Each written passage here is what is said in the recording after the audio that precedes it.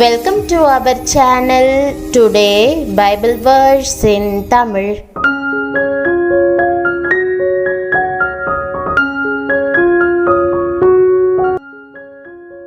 இன்றைய வசனம் உபாகமம் 1ஆம் அதிகாரம் 30ஆம் வசனம்.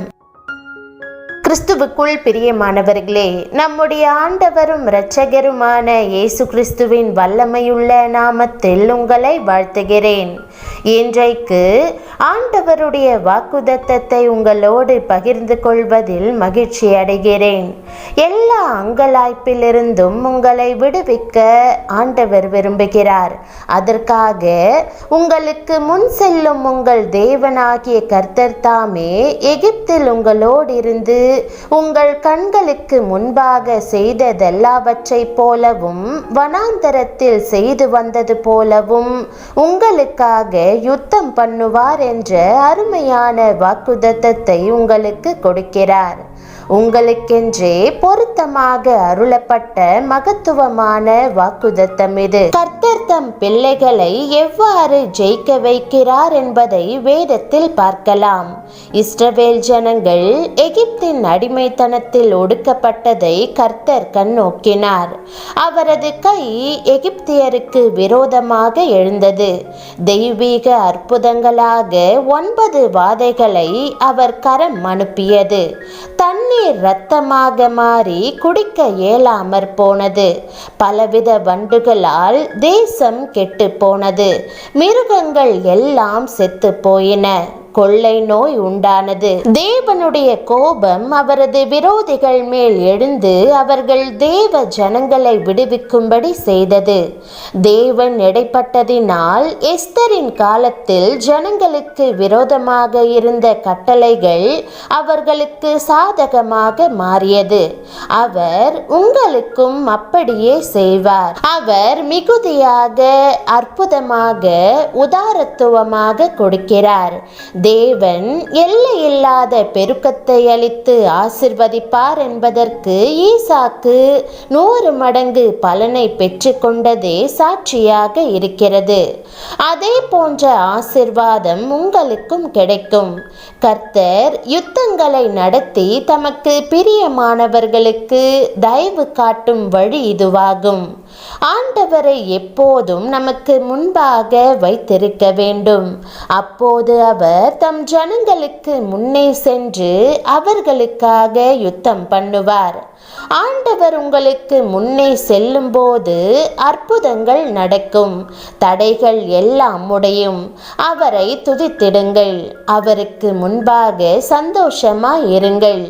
அற்புதமாக ஒரு வழி திறப்பதை எதிர்பார்த்திருங்கள். சர்வ வல்லமையுள்ள தேவன் உங்களுக்கு முன்னால் செல்ல விரும்புகிறார். அவருடைய அன்பு குழந்தைகளான உங்களை அவர் ஒருபோதும் கைவிட மாட்டார். ஏசாயா 45:2 மற்றும் 4 உள்ளதை போலவே, நான் உனக்கு முன்னே போய் கோணலானவைகளை செவ்வையாக்குவேன்.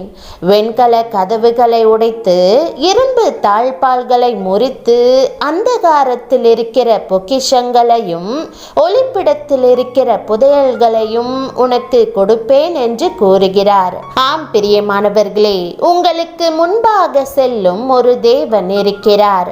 இஸ்ரவேல் ஜனங்களை திட்டமிட்டபடி வழிநடத்த அவர் ஒரு மேக ஸ்தம்பமாக முன் சென்றதை போல உங்களுக்கு முன்பாகவும் சென்று நீங்கள் நடக்க வேண்டிய வழியிலே உங்களை நடத்துவார். அவர் உங்களுக்கு முன் செல்லும் போது உங்களுக்கு மிகுந்த சமாதானம் உண்டாகும். மோசே இஸ்ரவேலரை வனாந்தரத்தில் வழிநடத்தும் போது, ஆண்டவரே, இந்த ஜனங்களை எல்லாம் நான் எப்படி வழி நடத்த முடியும்? என்னுடன் யார் வருவார்கள் என்று சொல்லும் என்றான். ஒருவேளை நீங்கள் என் குடும்பத்தை எவ்வாறு வழிநடத்த முடியும் அல்லது உங்கள் அலுவலகத்தை எவ்வாறு நிர்வகிப்பது என்று நினைத்து கலங்குகிறீர்கள் அல்லவா? உங்கள் சபையை எவ்வாறு வழிநடத்துவது அல்லது தேசத்தை எவ்வாறு ஆட்சி செய்வது என்று யோசித்துக் கொண்டிருக்கலாம். கர்த்தர் உங்களுக்கு முன் செல்வார் என்று கூறுகிறார். யாத்திராகமம் 33:14 தேவன் மோசேயிடம் கூறியதைப் போல என் சமூகம் உனக்கு முன்பாக செல்லும் என்று அவர் உங்களுக்கு வாக்குறுதி அளிக்கிறார். ஆம், தேவன் உங்களுக்காக எல்லாவற்றையும் செய்வார். நீங்கள் சுமக்க வேண்டிய எல்லா சுமைகளையும் தேவன் சுமப்பார். அவர் உங்களுக்கு சமாதானத்தை அருளுவார். தேவன் மீது நம்பிக்கை வைப்பதன் மூலம் வருகிற சமாதானம்தான் உங்களுக்கு வெற்றியை தரும். யாத்திராகமம் 14:14 கர்த்தர் உங்களுக்காக யுத்தம் பண்ணுவார் என்று வாசிக்கிறோம். தேவன் தனது வாக்குறுதிகளை எவ்வாறு நிறைவேற்றினார் என்பதை யோசுவா 23:10 விவரிக்கிறது. உங்களில் ஒருவன் 1000 பேரை துரத்துவான். உங்கள் தேவனாகிய கர்த்தர் உங்களுக்கு சொன்னபடி அவர் தாமே உங்களுக்காக யுத்தம் பண்ணுகிறார். உங்களுடைய கடினமான சூழ்நிலைகளில் யுத்த வீரனாகிய சர்வ வல்லமையுள்ள தேவன் உங்களுக்காக எழும்பி யுத்தம் பண்ணுவார். ஆகவே சூழ்நிலைகளை கண்டு கலங்காமல் எப்படிப்பட்ட சூழ்நிலைகளையும் மாற்ற வல்லவராகிய இயேசு கிறிஸ்துவையே நோக்கி பாருங்கள். அவர் உங்களுக்கு ஜெயம் கொடுப்பார். பிரியமானவர்களே, உற்சாகமாயிருங்கள். கர்த்தர் உங்களுக்காக யுத்தம் பண்ணுவார். நீங்கள் சமாதானமாயிருப்பீர்கள். ஜெபம். என் அன்பின் பரலோக தகப்பனே, இன்று நீர் எனக்கு கொடுத்த அற்புதமான வாக்குறுதி வசனத்திற்கு நன்றி. எனது கவலைகள் அனைத்தையும் உமது பாதப்படியில் அர்ப்பணிக்கிறேன்.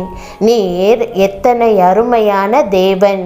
முழு இருதயத்தோடும் உமக்கு நன்றி செலுத்துகிறேன். என்னை வழி நடத்தும். கோணலான பாதைகளை செவ்வைப்படுத்தும். நீர் எனக்கு முன்பாக செல்லும். என்னை முன்னேற்ற பாதையில் நடத்தும். எனது யுத்தங்கள் எல்லாவற்றிலும் நான் ஜெயம் பெற கிருபை செய்தருளும். எல்லா கவலைகள் பாரங்கள் மேலாக உம்மை வைக்கிறேன். என் இருதயத்தை என் வாழ்க்கையை ஆட்கொண்டு எனக்காக அதிசயங்களை செய்யும். என் விரோதிகளின் கரங்களிலிருந்து என்னை தப்புவியும். எல்லா நியமங்களையும் எனக்காக மாற்றி எனக்கு உதாரத்துவமாகவும் அற்புத விதமாகவும் தந்தருளுவீராக. என் மேலும் என் குடும்பத்தினர் மேலும் எல்லா ஆசீர்வாதங்களும் வரும்படி நீர் யுத்தம் பண்ணுவதற்காக உம்மை ஸ்தோத்தரிக்கிறேன். நீர் என்னை விட்டு விலகவும் மாட்டீர், என்னை கைவிடவும் மாட்டீர் என்று நான் நம்புகிறேன். உம்முடைய வார்த்தையில் நீர் உண்மையுள்ளவர். என் பிரச்சனைகள் யாவற்றையும் உமது சமூகத்தில் அறிக்கையிடுகிறேன். எனக்காக நீர் யுத்தம் பண்ணும்.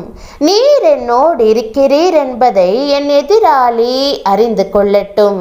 இயற்கைக்கு அப்பாற்பட்ட உமது கிருபையால் என் சூழ்நிலைகளை கடந்து வர உதவி செய்தருளும். இயேசுவின் நாமத்தில் ஜெபிக்கிறேன் நல்ல பிதாவே, ஆமேன்.